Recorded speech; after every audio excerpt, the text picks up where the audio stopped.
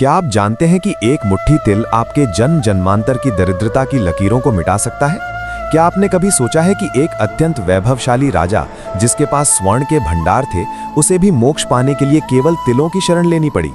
जय श्री कृष्ण भक्तों, स्वागत है आपका आपके अपने प्रिय चैनल श्याम भक्ति शॉर्ट्स पर।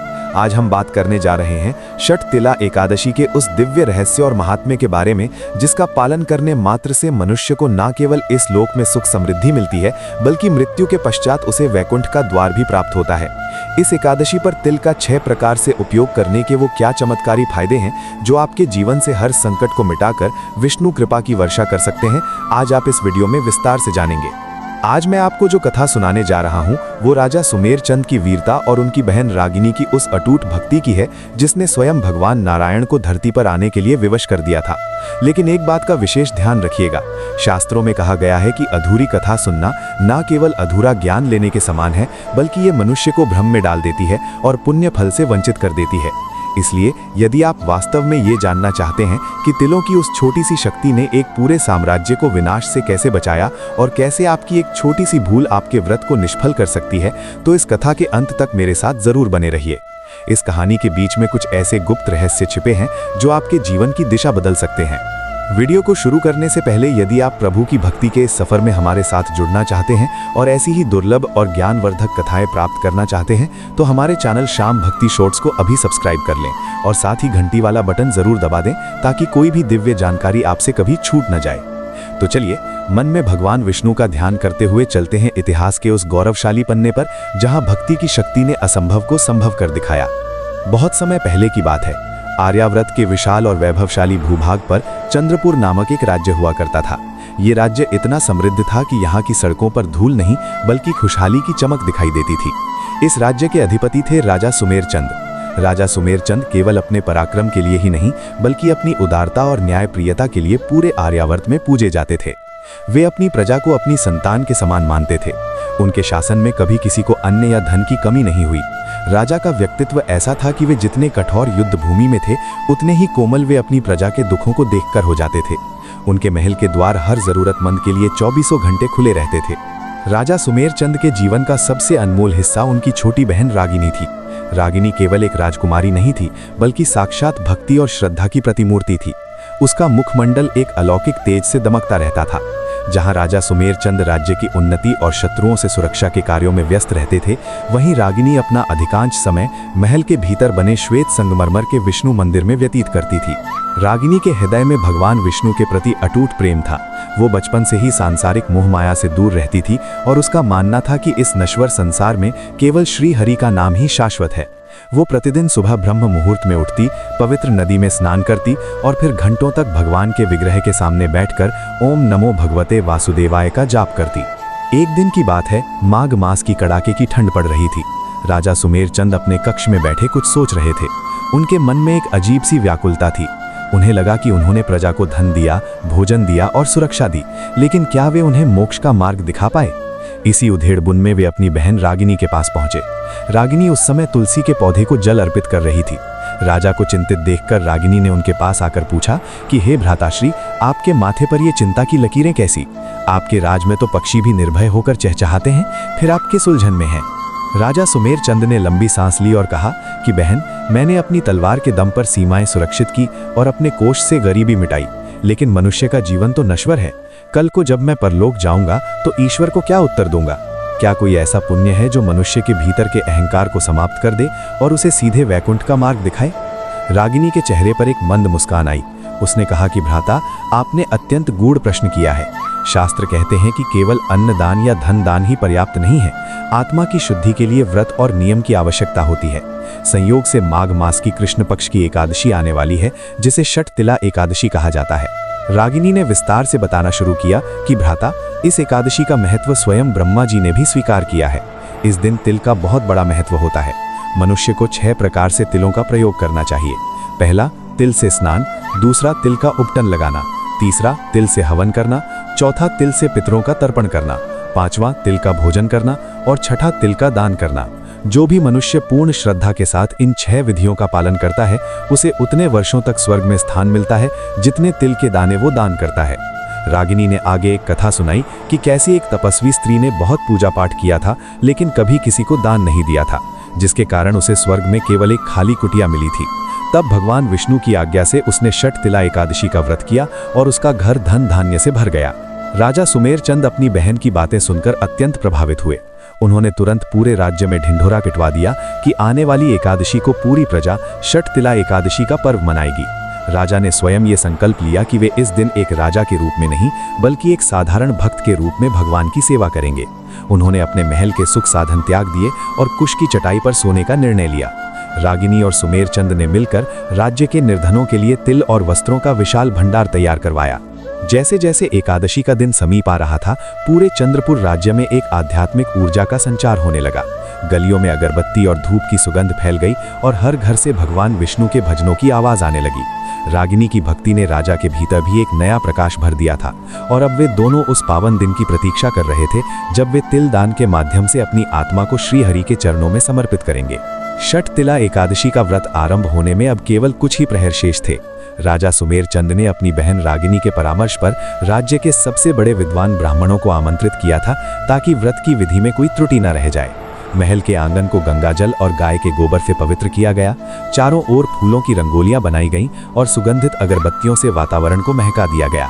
राजा सुमेरचंद, जो अब तक केवल राजसी वैभव के प्रतीक थे, आज एक साधारण सूती वस्त्र धारण किए हुए थे। उनके माथे पर चंदन का तिलक था और आंखों में एक अपूर्व चांदी थी। रागिनी ने अपने भाई को समझाया कि भ्राताश्री, ये व्रत केवल शरीर को भूखा रखने का नाम नहीं है, बल्कि ये मन के विकारों को तिल तिल करके जलाने का उत्सव है। जैसे ही एकादशी की तिथि का उदय हुआ, पूरे चंद्रपुर राज्य में एक दिव्य शंखनाद सुनाई दिया। राजा सुमेरचंद और राजकुमारी रागिनी ब्रह्म मुहूर्त में उठे और पवित्र नदी के तट पर पहुंचे। माघ की वो सुबह अत्यंत शीतल थी। शीतल हवाएं शरीर को ठिठुरा रही थीं, लेकिन भक्ति की अग्नि ने राजा के भीतर एक उष्णता भर दी थी। रागिनी ने स्वर्ण पात्र में काले और सफेद तिल लेकर राजा को दिए। उन्होंने विधि पूर्वक नदी में तिल प्रवाहित किए और पितरों का तर्पण किया। ये षटतिला एकादशी का पहला चरण था, तिल से स्नान और तर्पण। नदी के किनारे हजारों की संख्या में प्रजा भी एकत्रित थी, जो अपने राजा को इस रूप में देखकर भाव विभोर हो रही थी। राजा ने अपने हाथों से निर्धनों को तिल के उबटन बांटे ताकि हर कोई इस पावन अवसर पर स्वयं को शुद्ध कर सके। स्नान के पश्चात राजा और रागिनी महल के मुख्य मंदिर में आए, जहां भगवान विष्णु की एक विशाल और सौम्य प्रतिमा स्थापित थी। रागिनी ने अपने कोमल हाथों से तिल और घी का मिश्रण तैयार किया। मंदिर के मध्य में एक विशाल हवन कुंड बनाया गया था। वेदों के मंत्रों के उच्चारण के साथ राजा सुमेरचंद ने स्वाहा के साथ अग्निदेव को तिल अर्पित करना प्रारंभ किया। ये षटतिला एकादशी का तीसरा महत्वपूर्ण भाग था, तिल से हवन। धुआं जैसे जैसे ऊपर उठ रहा था, ऐसा प्रतीत हो रहा था मानो राज्य की समस्त नकारात्मकता उस अग्नि में भस्म हो रही हो। रागिनी पास ही बैठी मृदंग की थाप पर हरि नाम का संकीर्तन कर रही थी। उसकी आवाज में इतना दर्द और प्रेम था कि सुनने वाले की आंखों से स्वतः ही आंसू बहने लगते थे। दोपहर होते होते राजा सुमेरचंद ने महल के द्वार खोल दिए। आज का दिन दान का था। षटतिला एकादशी की महिमा में तिल का दान सबसे श्रेष्ठ माना गया है। राजा ने घोषणा की थी कि जो भी व्यक्ति आज तिल मांगेगा, उसे तिल के साथ स्वर्ण मुद्राएं भी दी जाएंगी। तभी भीड़ में से एक वृद्ध ब्राह्मण आगे आए। उनका शरीर दुर्बल था, वस्त्र फटे हुए थे और वे कांप रहे थे। राजा सुमेरचंद ने स्वयं उठकर उनका स्वागत किया। ब्राह्मण ने राजा की आंखों में देखते हुए कहा कि हे राजन, क्या आप वास्तव में दान करना चाहते हैं या ये केवल अपनी प्रसिद्धि के लिए एक आयोजन है? राजा सुमेरचंद विनम्रता से झुक गए और बोले कि ऋषिवर, ये मेरा अहंकार नहीं, मेरी बहन रागिनी की दी हुई शिक्षा है। आप जो मांगेंगे मैं वही अर्पित करूंगा। वृद्ध ब्राह्मण ने मुस्कुराते हुए कहा कि मुझे स्वर्ण नहीं चाहिए, मुझे केवल वो तिल चाहिए जो आपने अपनी भक्ति से कमाए हैं। राजा ने सहर्ष उन्हें मुट्ठी भर तिल दान कर दिए। जैसे ही ब्राह्मण ने वे तिल लिए, उनके शरीर से एक दिव्य ज्योति निकली और वे अंतर्ध्यान हो गए। ये देखकर पूरी सभा स्तब्ध रह गई। रागिनी समझ गई कि ये स्वयं भगवान विष्णु की एक माया थी जो राजा के धैर्य की परीक्षा लेने आई थी। राजा का मन भक्ति से और अधिक भर गया। उन्होंने दिन भर अन्न का एक दाना भी ग्रहण नहीं किया, केवल जल और तिल का सेवन किया, जो व्रत का 5वां नियम था। रात का समय हुआ। षटतिला एकादशी की रात को जागरण का विधान है। रागिनी ने महल के आंगन में एक बड़ा दिया प्रज्वलित किया और सभी को कथा सुनाने के लिए आमंत्रित किया। राजा सुमेर चंद अपनी प्रजा के बीच जमीन पर बैठे थे। रागिनी ने कथा सुनाई कि किस प्रकार तिल की उत्पत्ति भगवान विष्णु के पसीने की बूंदों से हुई थी, इसीलिए इसे देव अन्न कहा जाता है। रात बीतती गई, भजन और कीर्तन का सिलसिला चलता रहा। रागिनी ने बताया कि तिल का छठा उपयोग तिल से दीपदान है, जो अंधकार को मिटाकर ज्ञान का प्रकाश फैलाता है। राजा ने महसूस किया कि आज उन्हें जो सुख मिल रहा है वो वर्षों के शासन और युद्ध जीतने के बाद भी नहीं मिला था। जैसे ही द्वादशी का सूर्य उदय हुआ, व्रत के पारण का समय आया। राजा सुमेर चंद और रागिनी ने ब्राह्मणों को भोजन कराया और उन्हें प्रचुर मात्रा में तिल के लड्डू और वस्त्र दान किए। पूरे चंद्रपुर राज्य में एक अजीब सी शांति और खुशहाली छा गई थी। खेतों में फसलें पहले से अधिक लहलहाने लगी थीं और लोगों के मन से ईर्ष्या द्वेष समाप्त हो गया था। राजा सुमेर चंद ने अपनी बहन रागिनी के पैर छुए और कहा कि बहन, तुमने मुझे राजा से एक सच्चा मनुष्य बना दिया। षटतिला एकादशी के इस महात्म्य ने मुझे सिखाया कि असली राजपाट वो नहीं जो जमीन पर हो, बल्कि वो है जो ईश्वर के हृदय में प्राप्त हो। कहानी अभी समाप्त नहीं हुई है, क्योंकि राजा सुमेर चंद के जीवन में अब एक नया मोड़ आने वाला था। उनके पड़ोसी राज्य के राजा, जो अत्यंत क्रूर और अधर्मी थे, उन्होंने चंद्रपुर की इस धार्मिक शांति को उसकी कमजोरी समझकर आक्रमण की योजना बनाने लगे। लेकिन उन्हें ये नहीं पता था कि जिस राज्य में षटतिला एकादशी जैसा महान व्रत पूर्ण निष्ठा से किया जाता है, उसकी रक्षा स्वयं भगवान नारायण करते हैं। पड़ोसी राज्य लोहगढ़ का राजा वज्रबाहु अत्यंत महत्वाकांक्षी और क्रूर था। उसे जब गुप्तचरों से ये सूचना मिली कि राजा सुमेर चंद और उनकी प्रजा षटतिला एकादशी के व्रत में लीन है, तो उसने इसे एक अवसर समझा। वज्रबाहु का मानना था कि जो राजा शस्त्र छोड़कर शास्त्रों और व्रत उपवास में लग जाता है, वो निर्बल हो जाता है। उसने अपनी विशाल सेना को कूच करने का आदेश दिया। हजारों की संख्या में पैदल सैनिक, घुड़सवार और मदमस्त हाथियों का दल चंद्रपुर की सीमाओं की ओर बढ़ने लगा था। लोहगढ़ की सेना के पैरों से उठने वाली धूल ने आसमान को ढक लिया था और युद्ध के नगाड़ों की गूंज से पक्षी आकाश छोड़कर भाग रहे थे। इधर चंद्रपुर में द्वादशी का पारण संपन्न करने के बाद राजा सुमेर चंद और राजकुमारी रागिनी मंदिर के प्रांगण में बैठे ही थे कि तभी एक घुड़सवार सैनिक बदहवास हालत में दरबार में पहुंचा। उसने हांफते हुए सूचना दी कि महाराज, वज्रबाहु ने विश्वासघात किया है। उसकी सेना ने हमारी उत्तरी सीमा को पार कर लिया है और वे तेजी से राजधानी की ओर बढ़ रहे हैं। ये सुनकर दरबार में सन्नाटा छा गया। मंत्रियों के चेहरे पीले पड़ गए, क्योंकि सेना का एक बड़ा हिस्सा व्रत के कारण विश्राम की मुद्रा में था। परंतु राजा सुमेर चंद के चेहरे पर एक विचित्र सा शांत भाव था। उन्होंने अपनी बहन रागिनी की ओर देखा, जिसकी आंखों में अभी भी भगवान विष्णु की छवि अंकित थी। रागिनी ने शांत स्वर में कहा कि भ्राताश्री, डरो मत। जिस हाथ ने एकादशी के दिन श्रद्धापूर्वक तिल का दान किया है, उस हाथ की शक्ति अब स्वयं भगवान नारायण की शक्ति बन चुकी है। आप धर्म की रक्षा के लिए युद्ध के मैदान में उतरें। मैं यहाँ मंदिर में बैठकर आपके और राज्य की रक्षा के लिए विष्णु सहस्त्र नाम का पाठ करूंगी। याद रखिए, षटतिला एकादशी का पुण्य व्यर्थ नहीं जाता। राजा सुमेर चंद ने अपनी तलवार उठाई, लेकिन उसे म्यान से बाहर निकालने से पहले उन्होंने भगवान के चरणों की धूल अपने माथे पर लगाई। उन्होंने अपनी सेना को संगठित किया और भले ही उनकी संख्या लोहगढ़ की सेना से कम थी, लेकिन हर सैनिक के मुख पर जय श्री हरि का उद्घोष था।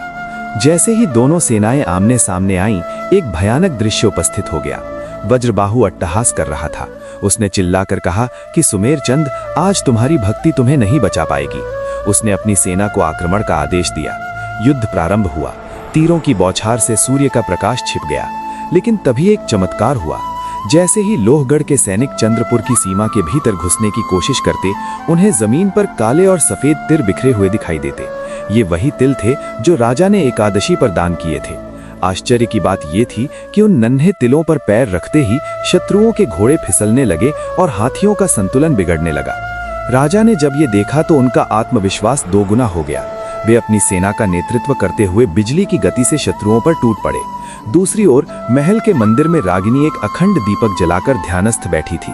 जैसे जैसे वो मंत्रों का जाप करती, युद्ध के मैदान में राजा सुमेर चंद के चारों ओर एक सुरक्षा कवच निर्मित होता जाता। वज्रबाहु ने स्वयं राजा सुमेर चंद पर एक अभिमंत्रित गदा से वार किया, लेकिन जैसे ही वो गदा राजा के समीप पहुंची, वो फूलों की माला में परिवर्तित हो गई। ये देखकर वज्रबाहु के सैनिक भयभीत हो गए। उनमें ये बात फैल गई कि चंद्रपुर के राजा के साथ कोई दैवी शक्ति लड़ रही है। युद्ध के बीचों बीच अचानक आकाश में काले बादल छा गए और बिजली कड़कने लगी। हवा में एक अलौकिक सुगंध फैल गई। वही सुगंध जो षट तिला एकादशी के हवन के समय उठी थी। देखते ही देखते लोहगढ़ की सेना के हथियार उनके हाथों से छूटने लगे। राजा सुमेर चंद ने साहस का परिचय देते हुए वज्रबाहु को बंदी बना लिया। शत्रु सेना ने आत्मसमर्पण कर दिया। ये कोई साधारण विजय नहीं थी, बल्कि ये धर्म की अधर्म पर जीत थी। राजा सुमेर चंद ने विजयी होकर जब नगर में प्रवेश किया तो प्रजा ने उन पर फूलों की जगह तिलों की वर्षा की। महल पहुंचकर राजा सीधे रागिनी के पास गए। रागिनी अभी भी मंदिर में थी। राजा ने उसके चरणों में अपनी तलवार रख दी और बोले कि बहन, आज तुम्हारी बात सच हो गई। षटतिला एकादशी का पुण्य न केवल परलोक सुधारता है, बल्कि इस लोक में भी हमारी रक्षा करता है। रागिनी ने मुस्कुराते हुए कहा कि भ्राता, ये मेरी जीत नहीं, बल्कि आपकी अटूट श्रद्धा और भगवान विष्णु की कृपा है। षटतिला एकादशी के उन 6 कार्यों स्नान, उबटन, हवन, तर्पण, भोजन और दान ने आपके भीतर जो आध्यात्मिक बल पैदा किया, उसी ने आज इस राज्य को बचाया है। इसके बाद राजा सुमेर चंद ने वज्रबाहु को मुक्त कर दिया और उसे धर्म का मार्ग समझाया। वज्रबाहु इतना लज्जित और प्रभावित हुआ कि उसने भी अगले वर्ष से षटतिला एकादशी का व्रत करने का संकल्प लिया। चंद्रपुर राज्य अब पहले से भी अधिक सुरक्षित और धर्मपरायण हो गया था। राजा ने नियम बना दिया कि हर वर्ष षटतिला एकादशी के दिन शाही खजाने से नहीं, बल्कि राजा के निजी परिश्रम से कमाए हुए धन से तिल का दान किया जाएगा। रागिनी की भक्ति की गाथाएं चारों दिशाओं में गूंजने लगीं। लोग दूर दूर से इस राज्य में केवल ये देखने आने लगे कि कैसे एक छोटी सी एकादशी और मुट्ठी भर तिलों का दान एक पूरे साम्राज्य के भाग्य को बदल सकता है। कहानी का विस्तार यहाँ तक पहुँचता है कि राजा सुमेर चंद अब वृद्ध होने लगे थे, लेकिन उनके चेहरे का तेज और षटतिला एकादशी के प्रति उनकी निष्ठा कभी कम नहीं हुई। उन्होंने अपने जीवन के अंतिम क्षणों में भी इसी व्रत का पालन किया और अंततः जब उनका समय आया तो उन्हें वैकुंठ धाम की प्राप्ति हुई। रागिनी, जो साक्षात लक्ष्मी का स्वरूप मानी जाने लगी थी, वो भी अंत में भगवान की ज्योति में विलीन हो गई। राजा सुमेर चंद के शासनकाल के कई वर्ष बीत चुके थे, परंतु षटतिला एकादशी के उस चमत्कार की स्मृतियां आज भी चंद्रपुर की गलियों में ताजी थीं। राजा अब अपनी आयु के चौथे पड़ाव पर थे। उनका शरीर वृद्ध हो चला था, किंतु उनकी आत्मा की आभा पहले से कहीं अधिक प्रज्वलित थी। उनकी बहन रागिनी ने अपना पूरा जीवन भगवान विष्णु की सेवा और एकादशी के महात्म्य के प्रचार में समर्पित कर दिया था। अब समय था कि इस दिव्य परंपरा और राज्य के उत्तरदायित्व को अगली पीढ़ी को सौंपा जाए। राजा सुमेर चंद का एक पुत्र था जिसका नाम था राजकुमार आदित्य चंद। आदित्य वीर था, साहसी था और राजनीति में निपुण था, परंतु उसके मन में अभी भी वो अटूट श्रद्धा नहीं जागी थी जो उसके पिता और बुआ रागिनी के भीतर थी। राजकुमार आदित्य का मानना था कि राज्य की शक्ति केवल सेना और धन से होती है। वो अक्सर अपनी बुआ रागिनी से तर्क करता था कि बुआ, हमने युद्ध अपनी तलवारों से जीता था, तिलों के दान से भला शत्रु कैसे भाग सकते हैं? वो तो शायद एक संयोग रहा होगा। रागिनी केवल मुस्कुरा देती और कहती, पुत्र, जिस दिन तुम उस सूक्ष्म शक्ति का अनुभव करोगे जो ब्रह्मांड को चलाती है, उस दिन तुम्हें समझ आएगा कि तलवार केवल एक माध्यम है, शक्ति तो श्री हरि की कृपा से आती है। जैसे जैसे अगली षटतिला एकादशी समीप आने लगी, रागिनी ने निश्चय किया कि इस बार राजकुमार आदित्य को इस व्रत की गहराई का अनुभव कराना ही होगा। उन्होंने राजा सुमेर चंद से विचार विमर्श किया। राजा ने राजकुमार को अपने पास बुलाया और कहा, आदित्य, इस वर्ष की षटतिला एकादशी का संपूर्ण आयोजन तुम्हारे संरक्षण में होगा। तुम्हें स्वयं अपने हाथों से वे 6 कार्य करने होंगे जो इस व्रत का आधार हैं, और साथ ही तुम्हें राज्य के सबसे दुर्गम पहाड़ी क्षेत्र नीलगिरी की यात्रा करनी होगी, जहां हमारे पूर्वजों का एक प्राचीन विष्णु मंदिर है। आदित्य ने पिता की आज्ञा शिरोधार्य की, यद्यपि उसके मन में अब भी संशय था। रागिनी ने उसे समझाया कि मार्ग में उसे तिल के 6 प्रयोगों का पालन करना होगा। यात्रा शुरू हुई। कड़ाके की ठंड थी और पहाड़ी रास्ता अत्यंत कठिन। आदित्य के साथ केवल कुछ ही सैनिक थे। पहले दिन जब एकादशी का उदय हुआ, आदित्य एक बर्फीली नदी के तट पर पहुंचा। रागिनी के निर्देशानुसार उसने तिल मिश्रित जल से स्नान किया। जैसे ही शीतल जल उसके शरीर को छुआ और तिलों का स्पर्श हुआ, उसे अपने भीतर एक नई ऊर्जा का संचार महसूस हुआ। उसका मन जो पहले विचलित रहता था, अचानक शांत होने लगा। मार्ग में उसे एक अत्यंत वृद्ध और बीमार लकड़हारा मिला। वो ठंड से कांप रहा था और भूख से बेहाल था। राजकुमार रुककर अपनी पोटली से तिल का उपटन निकाला और उस वृद्ध की सेवा की। फिर उसे तिल से बने खाद्य पदार्थ भेंट किए। ये तिल का 5वां प्रयोग था, तिल का भोजन कराना। जैसे ही उस वृद्ध ने भोजन ग्रहण किया, उसकी आंखों में एक चमक आ गई। उसने राजकुमार को आशीर्वाद देते हुए कहा कि बेटा, तुमने आज केवल मेरा पेट नहीं भरा बल्कि मेरी आत्मा को तृप्त कर दिया है। याद रखना, दान वही सफल है जो बिना अहंकार के किया जाए। आदित्य आगे बढ़ा, लेकिन पहाड़ियों के बीच अचानक घना कोहरा छा गया। रास्ता दिखना बंद हो गया। उसके सैनिक पीछे छूट गए और वो अकेला रह गया। तभी उसे रागिनी की बात याद आई कि षटतिला एकादशी के दिन तिल का छठा प्रयोग दीपदान और हवन है। उसने वहीं एक सुरक्षित स्थान ढूंढा, सूखे पत्तों और लकड़ियों को इकट्ठा किया और अपने पास रखे तिलों से अग्नि प्रज्वलित की। उसने मंत्रों का जाप करते हुए अग्नि में तिल अर्पित किए। उस अग्नि की लौ ने न केवल उसे ऊष्मा दी बल्कि उस कोहरे को भी चीर दिया। उस दिव्य प्रकाश में उसे पहाड़ी की चोटी पर वो प्राचीन मंदिर स्पष्ट रूप से दिखाई देने लगा। उस रात उस एकांत पहाड़ी मंदिर में आदित्य ने जागरण किया। वहां उसे एक दिव्य स्वप्न दिखाई दिया जिसमें भगवान विष्णु स्वयं प्रकट हुए और उसे तिलों का महत्व समझाया जो उसने मार्ग में दान किए थे। भगवान ने दिखाया कि उसके द्वारा दान किया गया एक एक तिल का दाना उसके जीवन के एक एक पाप को भस्म कर रहा है। सुबह जब वो मंदिर के गर्भगृह में पहुंचा तो उसने देखा कि उसकी बुआ रागिनी और पिता सुमेर चंद पहले से ही वहां उपस्थित थे। वे गुप्त मार्ग से वहां पहुंचे थे ताकि देख सकें कि आदित्य ने परीक्षा पार की या नहीं। आदित्य अपने पिता और बुआ के चरणों में गिर पड़ा। उसकी आंखों से अश्रुओं की धारा बह रही थी। उसने स्वीकार किया कि पिताजी, बुआ, मैं गलत था। षटतिला एकादशी केवल एक कर्मकांड नहीं बल्कि अहंकार को गलाने की प्रक्रिया है। तिल का वो छोटा सा दाना ब्रह्मांड की विशाल शक्ति का प्रतीक है। राजा सुमेर चंद ने अपने पुत्र को गले लगा लिया। अब उन्हें संतोष था कि चंद्रपुर का भविष्य सुरक्षित हाथों में है। उसी समय आकाश से पुष्प वर्षा होने लगी। रागिनी ने बताया कि माघ मास की इस एकादशी पर जो भी इस कथा को सुनता है या सुनाता है उसे भी वही पुण्य मिलता है जो प्रत्यक्ष रूप से व्रत करने वाले को मिलता है। चंद्रपुर का राज्य अब धर्म राज्य कहलाने लगा। पीढ़ी दर पीढ़ी ये कथा सुनाई जाने लगी कि कैसे राजा सुमेर चंद और राजकुमारी रागिनी ने तिल के उन 6 प्रयोगों के माध्यम से मोक्ष का द्वार खोला। षटतिला एकादशी का ये पर्व आज भी हमें सिखाता है कि दान और भक्ति का छोटा सा बीज भी एक दिन विशाल पुण्य का वृक्ष बनता है। महर्षि कणाद ने आदित्य को मंदिर के एक शांत कोने में बिठाया, जहां से नीचे पूरी घाटी और चंद्रपुर राज्य दिखाई दे रहा था। ऋषि ने कथा प्रारंभ की। हे राजकुमार, बहुत समय पहले इस ब्रह्मांड के निर्माण के समय जब भगवान विष्णु योग निद्रा में थे, तब उनके शरीर से दिव्य स्वेद अर्थात पसीना की कुछ बूंदें पृथ्वी पर गिरी। उन बूंदों से तिल के पौधों की उत्पत्ति हुई। तिल के 2 स्वरूप हैं, कृष्ण अर्थात काला और शुक्ल अर्थात सफेद। काला तिल हमारे पूर्वजों और पितरों की तृप्ति के लिए है, जबकि सफेद तिल देवताओं की प्रसन्नता के लिए।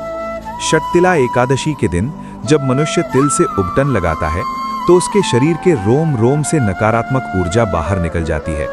जब वो तिल से हवन करता है तो उसके संकल्प की सुगंध स्वर्ग तक पहुंचती है, और जब वो तिल का दान करता है तो वो अपने भाग्य की रेखाओं को स्वयं अपने हाथों से बदल देता है। ऋषि ने आगे बताया कि इसी पर्वत पर एक समय एक अत्यंत निर्धन लेकिन घमंडी तपस्वी रहता था। उसने हजारों वर्षों तक केवल जल पीकर तपस्या की, लेकिन उसने कभी किसी भूखे को एक दाना तक नहीं दिया। अपनी तपस्या के बल पर वो स्वर्ग तो पहुंच गया, लेकिन वहां उसे रहने के लिए केवल एक पत्थर की शिला मिली और खाने के लिए कुछ नहीं मिला। जब उसने भगवान विष्णु से इसका कारण पूछा तो प्रभु ने कहा, तुमने अपनी देही को तो कष्ट दिया, लेकिन अपने हृदय को उदार नहीं बनाया। तुमने कभी अन्न का दान नहीं किया। तब उस तपस्वी ने देव कन्याओं के कहने पर षटतिला एकादशी का व्रत किया और तिल का दान किया, जिसके प्रभाव से उसका वो पत्थर का महल स्वर्ण में बदल गया। ये सुनते ही आदित्य का हृदय परिवर्तन पूर्ण हो गया। उसने ऋषि से आज्ञा ली और मंदिर के गर्भगृह में जाकर भगवान नील माधव की प्रतिमा के सम्मुख बैठकर षटतिला एकादशी के व्रत का अंतिम चरण पूरा किया। उसने वहां उपस्थित सभी निर्धन ऋषियों और तपस्वियों को अपने साथ लाए हुए सर्वश्रेष्ठ तिल और ऊनी वस्त्र दान किए। रागिनी और राजा सुमेरचंद, जो पास ही छिपे हुए थे, ये देखकर अत्यंत हर्षित हुए। राजा सुमेरचंद ने आगे आकर आदित्य के सिर पर हाथ रखा और कहा, पुत्र, आज तुम सही अर्थों में इस राज्य के उत्तराधिकारी बनने के योग्य हुए हो। राज्य केवल शस्त्रों से नहीं बल्कि धर्म की नींव पर टिका होता है। महल लौटने के बाद रागिनी ने एक भव्य सभा का आयोजन किया। उसने राज्य के हर नागरिक को यह संदेश दिया कि जीवन में चाहे कितनी भी विपत्ति आए, यदि मनुष्य मार्गशीर्ष और माघ मास की एकादशी के नियमों का पालन करता है तो श्रीहरि स्वयं उसकी ढाल बनकर खड़े हो जाते हैं। रागिनी ने स्वयं अपने हाथों से तिल के लड्डू बनाए और पूरी प्रजा में वितरित किए। उसने ये सुनिश्चित किया कि राज्य के हर घर में कम से कम 6 प्रकार से तिल का उपयोग हो। समय का चक्र चलता रहा। राजा सुमेरचंद ने संन्यास लिया और अपना शेष जीवन भक्ति में बिताने के लिए बद्रीनाथ धाम चले गए। राजकुमार आदित्य अब महाराज आदित्य चंद बन चुके थे। उनके शासनकाल में चंद्रपुर ने वो ऊंचाइयां छुई जो पहले कभी नहीं देखी गई थीं।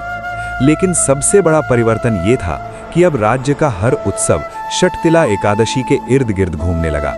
लोग अब केवल धन इकट्ठा करने की होड़ में नहीं थे, बल्कि वे दान और पुण्य की पूंजी जमा करने में विश्वास करने लगे थे। रागिनी, जो अब वृद्ध हो चुकी थी, एक दिन मंदिर में कीर्तन करते करते अचानक शांत हो गई। उसके चेहरे पर एक अलौकिक मुस्कान थी।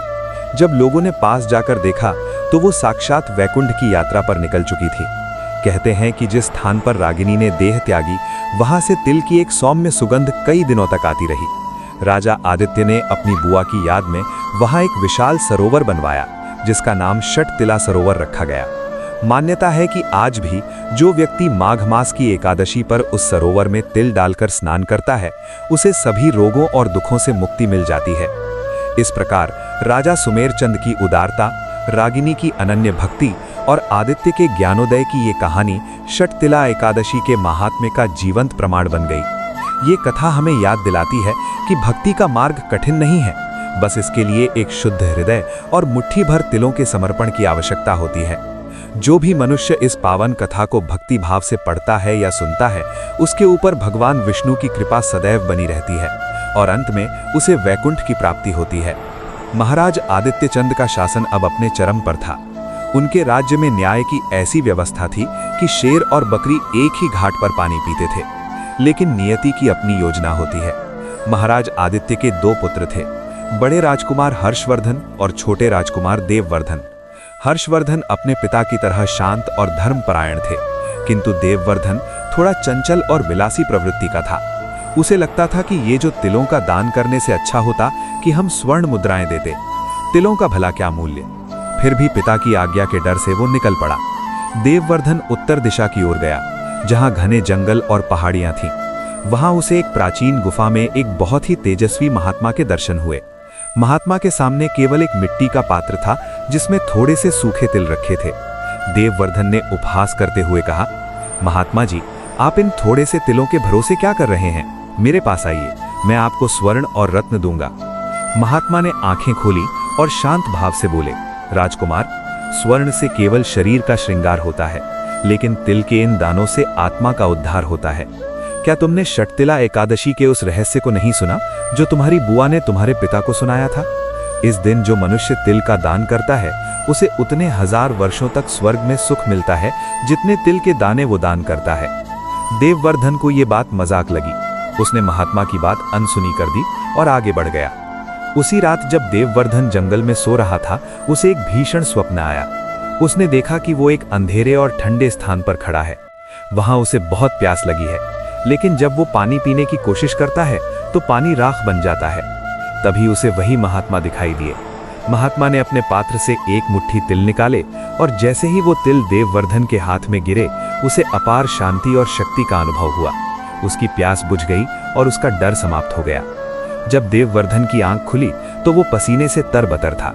उसे अपनी गलती का एहसास हुआ। वो तुरंत उसी गुफा की ओर भागा, लेकिन वहां महात्मा नहीं थे।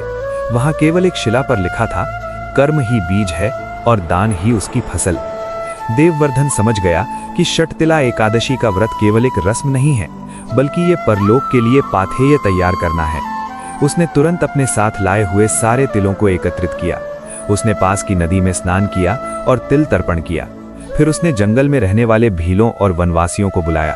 उसने स्वयं अपने हाथों से उनके शरीर पर तिल का उपटन लगाया। ये षटतिला एकादशी का वो सेवा भाव था जो उसने कभी नहीं सीखा था। उसने लकड़ियां जलाकर तिल का हवन किया और पूरे जंगल को मंत्रों की ध्वनि से पवित्र कर दिया।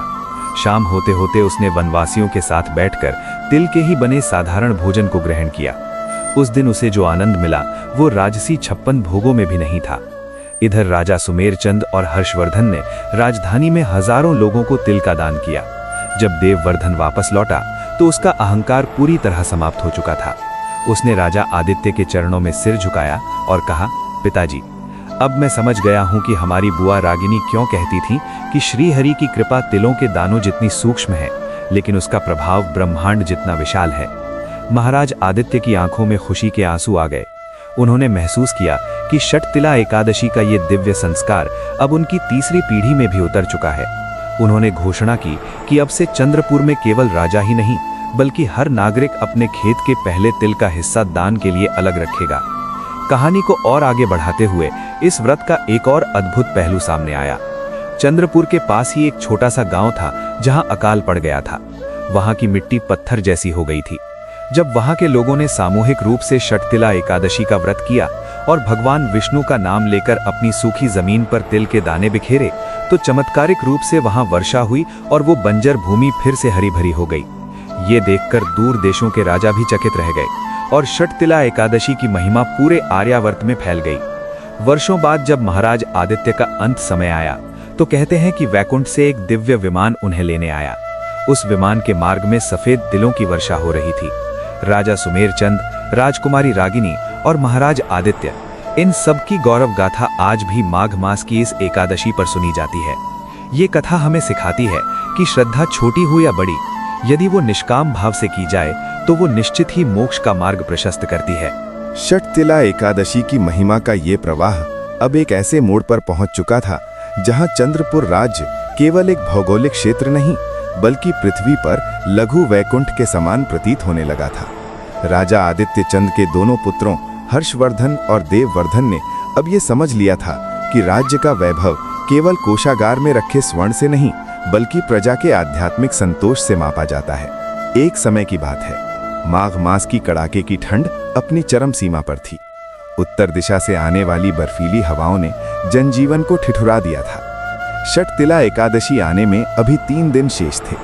तभी राज्य की सीमाओं पर एक विचित्र संकट खड़ा हो गया। अचानक से चंद्रपुर के पशुओं में एक अज्ञात रोग फैलने लगा। गायों ने दूध देना कम कर दिया और अश्वशालाओं के घोड़े सुस्त होने लगे। प्रजा में भय व्याप्त हो गया कि कहीं ये किसी बुरी शक्ति का प्रकोप तो नहीं। महाराज आदित्य चंद ने तुरंत राजपुरोहित और महर्षि कणाद के शिष्यों को परामर्श के लिए बुलाया। राजपुरोहित ने ध्यान लगाने के पश्चात कहा, महाराज, ये कोई सामान्य रोग नहीं है। हमारे पड़ोसी राज्यों में अधर्म बढ़ गया है और वहां के लोगों ने प्रकृति का सम्मान करना छोड़ दिया है। उस नकारात्मक ऊर्जा का प्रभाव हमारे पशुधन पर पड़ रहा है। इसका केवल एक ही समाधान है, आगामी षटतिला एकादशी पर महातिल यज्ञ का अनुष्ठान। राजकुमारी रागिनी की शिक्षाओं को याद करते हुए हर्षवर्धन और देववर्धन ने इस यज्ञ का दायित्व अपने कंधों पर लिया। उन्होंने तय किया कि वे स्वयं गांव-गांव जाकर तिल एकत्रित करेंगे, लेकिन वो तिल कर के रूप में नहीं, बल्कि लोगों की श्रद्धा के रूप में होगा। राजकुमार हर्षवर्धन दक्षिण की ओर गए और देववर्धन पश्चिम की ओर। देववर्धन जब एक छोटे से गांव में पहुंचे तो उन्होंने देखा कि वहां एक वृद्धा अपनी इकलौती गाय के पास बैठी रो रही थी। वो गाय बहुत बीमार थी। देववर्धन ने पूछा, माता, तुम क्यों रो रही हो? क्या तुम्हारे पास दान के लिए तिल नहीं है? वृद्धा ने कांपते हुए स्वर में कहा, पुत्र, मेरे पास मुट्ठी भर काले तिल हैं जो मैंने इस एकादशी के लिए बचाकर रखे थे, लेकिन मेरी गाय मर रही है। अगर ये मर गई तो मैं श्री हरि को तिल कैसे अर्पित कर पाऊंगी? देववर्धन ने उस समय एक महान निर्णय लिया। उन्होंने राजकुमारी रागिनी द्वारा बताई गई षटतिला विधि का स्मरण किया। उन्होंने उन तिलों को जल में मिलाया और भगवान विष्णु का ध्यान करते हुए उस जल को गाय के मुख में डाला और थोड़े से तिल का उपटन गाय के शरीर पर लगाया। ये तिल स्नान और तिल भोजन का एक पशु के प्रति सेवा भाव था। चमत्कारिक रूप से कुछ ही क्षणों में वो गाय उठ खड़ी हुई और उसकी आंखों में एक नई चमक आ गई। पूरे गांव में ये खबर बिजली की तरह फैल गई कि षटतिला एकादशी के तिल में जीवन देने की शक्ति है। इधर राजधानी में षटतिला एकादशी का दिन आ गया। इस बार का उत्सव पहले से कहीं अधिक भव्य था। राजा आदित्य चंद ने महल के आंगन में एक विशाल कुंड बनवाया था। महर्षि कणाद के मार्गदर्शन में षटविध तिल कर्म प्रारंभ हुआ।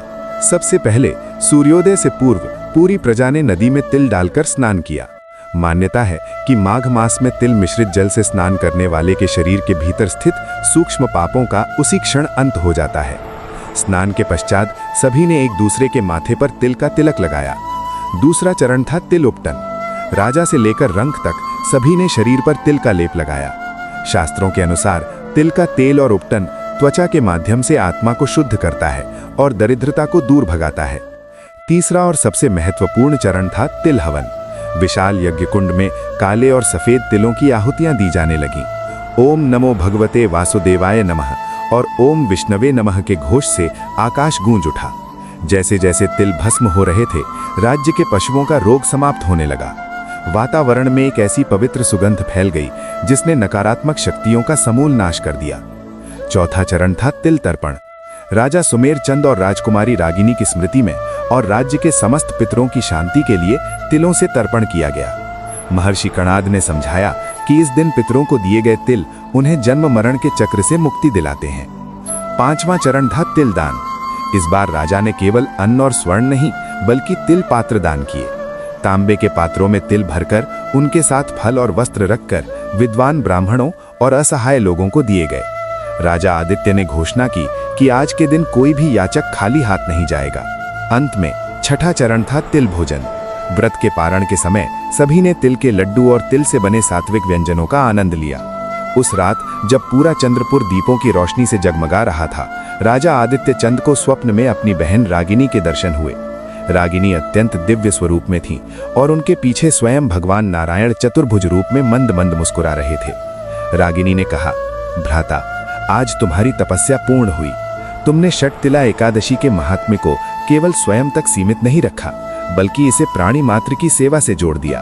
यही इस व्रत का वास्तविक अर्थ है। जब राजा की आंख खुली तो उन्होंने देखा कि उनके दोनों पुत्र हर्षवर्धन और देववर्धन उनके चरणों के पास बैठे थे और उनके चेहरे पर वही तेज था जो कभी सुमेर चंद के चेहरे पर हुआ करता था। महाराज आदित्य चंद समझ गए कि अब उनका कार्य पूर्ण हो चुका है। उन्होंने आने वाली पीढ़ियों के लिए एक शिलालेख लिखवाया जिसमें षटतिला एकादशी के इन 6 कर्मों का विस्तार से वर्णन किया गया ताकि आने वाले हजारों वर्षों तक कोई भी इस मार्ग को न भूले। इस प्रकार षटतिला एकादशी की ये पावन कथा राजा सुमेर चंद के त्याग, रागिनी की अटूट भक्ति, आदित्य के न्याय और उनके पुत्रों के सेवा भाव के साथ अमर हो गई। आज भी जो भक्त माघ मास की कृष्ण पक्ष की इस एकादशी पर तिल के इन 6 रूपों का श्रद्धा पूर्वक उपयोग करता है, उसे आरोग्य, ऐश्वर्य और अंत में मोक्ष की प्राप्ति होती है। भगवान विष्णु की कृपा से उसके घर में कभी अन्न और धन की कमी नहीं होती और उसका कुल पापों से मुक्त होकर सदैव उन्नति के मार्ग पर अग्रसर रहता है। षटतिला एकादशी की महिमा का ये अंतिम अध्याय चंद्रपुर राज्य के इतिहास में स्वर्ण अक्षरों में अंकित होने जा रहा था। महाराज आदित्य चंद अब पूर्णतः संतुष्ट थे क्योंकि उन्होंने देखा कि धर्म की जड़ें उनके पुत्रों के हृदय में गहरी उतर चुकी हैं। लेकिन इस महान कथा का समापन एक ऐसे दिव्य अनुष्ठान के साथ होना था जो आने वाली पीढ़ियों के लिए एक मार्गदर्शक बनने वाला था, और वो था षटतिला एकादशी व्रत का पूर्ण उद्यापन। महाराज आदित्य ने निश्चय किया कि वे अपनी बुआ रागिनी और पिता सुमेर चंद की स्मृति में एक ऐसा उद्यापन समारोह आयोजित करेंगे जिसमें न केवल चंद्रपुर के लोग बल्कि दूर दराज के राज्यों के राजा और ऋषि मुनि भी सम्मिलित होंगे। इस भव्य आयोजन के लिए फाल्गुन मास की प्रतीक्षा की गई, लेकिन इसकी नींव इसी षटतिला एकादशी को रखी गई थी। उद्यापन के दिन राजधानी को स्वर्ग की भांति सजाया गया। नगर के मुख्य चौक पर एक विशाल मंडप बनाया गया जिसमें 12 स्तंभ थे जो 12 एकादशियों के प्रतीक थे। मंडप के केंद्र में भगवान विष्णु की एक स्वर्ण प्रतिमा स्थापित की गई। महर्षि कणाद ने उद्यापन की विधि बताते हुए कहा कि हे राजन, किसी भी व्रत का पूर्णता तभी होती है जब उसका समापन विधि विधान और पूर्ण श्रद्धा से किया जाए। राजा ने महर्षि से पूछा, ऋषिवर, षटतिला एकादशी के व्रत का उद्यापन कैसे किया जाना चाहिए ताकि इसका फल अक्षय हो जाए? महर्षि ने विस्तार से समझाते हुए कहा, हे राजन, उद्यापन के लिए तांबे के 12 कलश स्थापित किए जाते हैं जिन पर भगवान के विभिन्न स्वरूपों का आवाहन किया जाता है।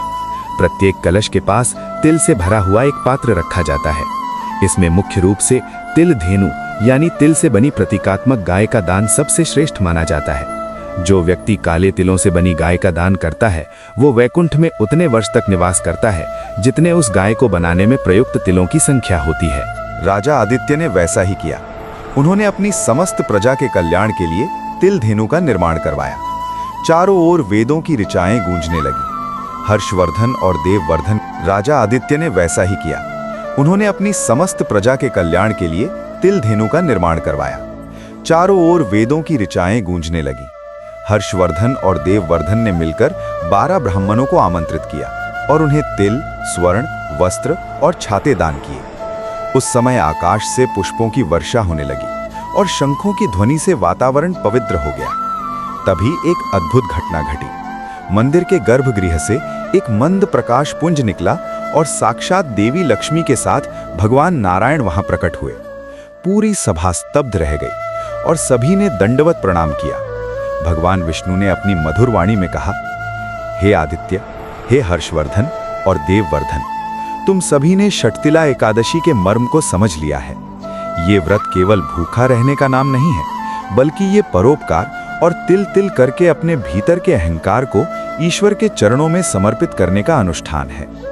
राजा सुमेर चंद की उदारता और रागिनी की अनन्य भक्ति ने इस राज्य को अभय दान दिया है। भगवान ने आगे कहा, जो भी मनुष्य माघ मास में मेरे पसीने से उत्पन्न इन पवित्र तिलों का 6 प्रकार से प्रयोग करेगा, स्नान, उबटन, हवन, तर्पण, दान और भोजन, मैं सदैव उसके समीप रहूंगा। उसके पितर तृप्त होकर उसे आशीर्वाद देंगे और अंत समय में वो मेरे परम धाम को प्राप्त करेगा। इतना कहकर भगवान अंतर्ध्यान हो गए। इस दिव्य साक्षात्कार के बाद राजा आदित्य चंद ने राजपाट अपने ज्येष्ठ पुत्र हर्षवर्धन को सौंप दिया। देववर्धन ने स्वेच्छा से धर्म प्रचार का मार्ग चुना और गांव-गांव जाकर रागिनी की उन कथाओं और षटतिला एकादशी के महत्व को सुनाने लगा। समय बीतता गया। चंद्रपुर की समृद्धि की गाथाएं दंत कथाएं बन गई। राजा सुमेर चंद, रागिनी और आदित्य चंद के भौतिक शरीर तो समय के साथ पंचतत्व में विलीन हो गए, लेकिन उनके द्वारा स्थापित षटतिला एकादशी की परंपरा आज भी जीवित है। आज भी जब माघ मास की कृष्ण पक्ष की एकादशी आती है तो भक्तगण उसी श्रद्धा के साथ तिलों का दान करते हैं। ये कहानी हमें सिखाती है कि भौतिक धन दौलत यहीं रह जाती है, लेकिन श्रद्धा पूर्वक किया गया एक छोटा सा दान, जैसे कि एक मुट्ठी तिल, परलोक में हमारे लिए सुखों का अंबार लगा देता है। रागिनी की वो भक्ति, राजा सुमेर चंद का वो त्याग और आदित्य का वो ज्ञान आज भी हर उस हृदय में जीवित है जो भगवान विष्णु के चरणों में शीश झुकाता है। इस प्रकार षटतिला एकादशी का ये महात्म्य पूर्ण हुआ। जो इस कथा को विस्तार से कहता है, सुनता है या दूसरों तक पहुंचाता है, उसे अश्वमेध यज्ञ के समान पुण्य प्राप्त होता है और वो समस्त पापों से मुक्त होकर वैकुंठ लोक का अधिकारी बनता है।